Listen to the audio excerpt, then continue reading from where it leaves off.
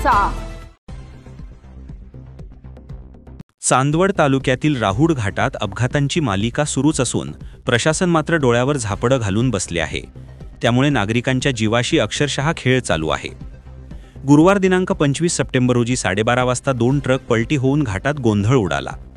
दिवसभर प्रयत्नांनंतर सायंकाळपर्यंत रस्ता मोकळा करण्यात आला होता, पण त्यानंतर केवळ काही तास उलटत नाही तोच पुन्हा भीषण अपघात घडला। निफाडवरून कांद्याने भरलेला ट्रक राजस्थानकडे जात असताना शुक्रवारी पहाटे घाट उतरताना चालकाचे वाहनावरील नियंत्रण सुटले आणि ट्रक पलटी झाला।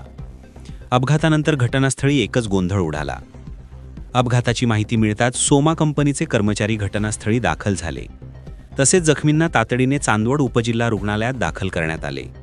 या अपघातात ट्रक चालक गंभीर जखमी झाला असून त्याच्या डोक्याला मार लागला आहे। सुदैवाने मोठी जीवितहानी टळली। याच वळणावर काही दिवसांपूर्वी गॅस टँकर उलटून भीषण स्फोटाचा धोका निर्माण झाला होता। मात्र त्या घटनेतून प्रशासनाने कोणताही धडा घेतला नाही। हातावर हात धरून बसलेल्या प्रशासनामुळे अपघातांच्या मालिकेत भर पडत आहे। त्यामुळे या मार्गाने प्रवास करणारे प्रवासी, महिला व विद्यार्थी भयभीत झाले आहेत।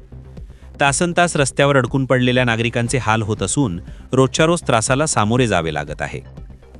प्रशासनाचा बेजबाबदारपणा व निष्क्रिय कारभार यामुळे राहुड घाट प्रवाशांसाठी मृत्यूघाट ठरत चालला आहे। डोंगर कापणी, चौपदरीकरण किंवा सुरक्षित वळणांची व्यवस्था करण्याऐवजी शासन व संबंधित विभाग वेळकाढूपणा करण्यातच धन्यता मानत आहेत।